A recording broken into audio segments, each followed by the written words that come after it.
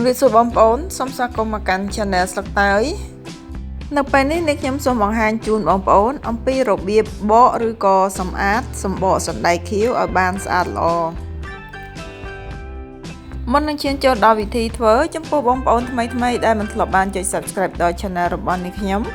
សូមកុំភ្លេចជួយចុច Like Share Subscribe និងចុចសញ្ញារូបកណ្ដឹងដើម្បីទទួលបាននូវវីដេអូថ្មីៗពី Channel របស់អ្នកខ្ញុំ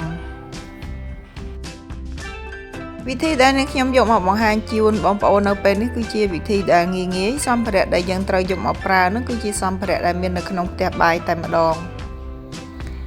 ចំពោះសណ្តែកខៀវមុននឹងយកមកកិនឬក៏បំបែកនេះបងប្អូនគួរតែហាលថ្ងៃមួយថ្ងៃចោលសិនទៅដើម្បីឲ្យសណ្តែកស្ងួតបានល្អចំពោះសម្ភារៈគឺមានតែពីរមុខទេគឺនេះខ្ញុំប្រើដបដែលយើងបានប្រើនៅក្នុងផ្ទះបាយរួចហើយនឹងថង់ផ្លាស្ទិកដែលចងដៃនឹងមួយជាដំបូងគឺនឹងខ្ញុំចាក់សណ្តែកខៀវនោះចូលទៅក្នុងថង់ផ្លាស្ទិករួចហើយយកដបមកកិនឬក៏បំបែកបរិមាណដែលចាក់ចូលនៅក្នុងថង់ផ្លាស្ទិកនោះគឺយើងចាក់តែមួយល្មមបានហើយបើសិនជាបងប្អូនមិនមានដបទេយើងអាចប្រើជាអង្រែដែលបុកគ្រឿងនោះក៏បានដែរចំពោះបងប្អូនដែលមិនមានកម្លាំងខ្លាំងក្នុងការកិនសណ្តែកសង្កត់សណ្តែកនោះទេយើងអាចយកដបនោះមកវាយពីលើសណ្តែកនោះដោយតិចបានហើយកុំវាយខ្លាំងហើយចំពោះការកិនសណ្តែកនោះក៏សូមបងប្អូនកុំកិនឲ្យសណ្តែកម៉ត់ឬក៏ល្អិតអីយើងគ្រាន់តែបំបែកឲ្យសណ្តែកបែកជាពីរបានហើយ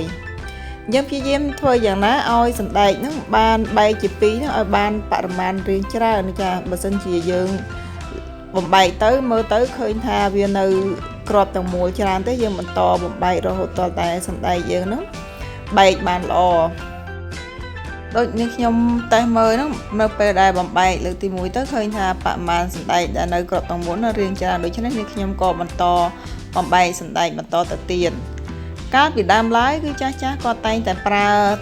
ត្បាល់ដែលកិនម្សៅហ្នឹងដើម្បីយកមកកិនសណ្តែកចានេះគឺជាប្រភេទត្បាល់បែបនេះ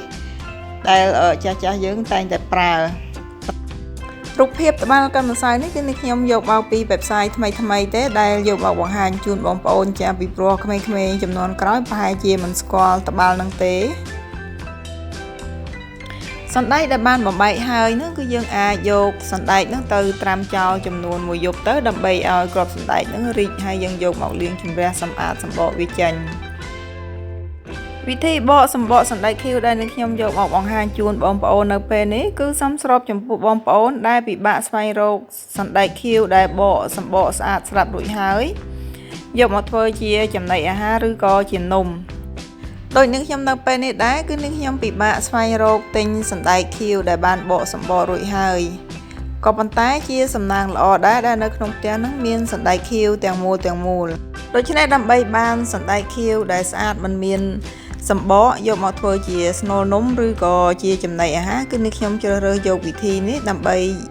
សម្អាតសម្បកសណ្តែកខៀវដោយយើងយកសណ្តែកខៀវទាំងមូលនោះមកដំឲ្យបែកជាពីរហើយដាក់ត្រាំទឹកឲ្យរីកចាំយកមកលាងជម្រះសម្បកវាចេញចំពោះវិធីនៃការលាងសម្បកសណ្តែកខៀវនោះនៅពេលដែលនេះខ្ញុំបើកទឹកម្ដងអញ្ចឹងនេះខ្ញុំប្រើទឹកលាងចុះលាងឡើងចំនួន 4-5 ដងទៅបដូរទឹកម្ដង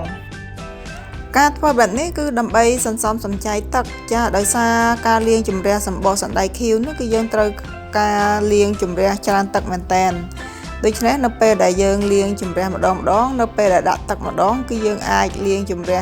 ចាក់ទៅចាក់មកចំនួន 4-5 ដងទៅដើម្បីឲ្យជ្រះសម្បកសណ្តែកហើយយើងសន្សំសំចៃទឹកនេះគ្រាន់តែជាចំណេះដឹងបន្តិចបន្តួចដែលនឹងខ្ញុំយកមកចែកជូនបងប្អូនដែលនឹងខ្ញុំបានចេះតពីម្ដាយរបស់នឹងខ្ញុំ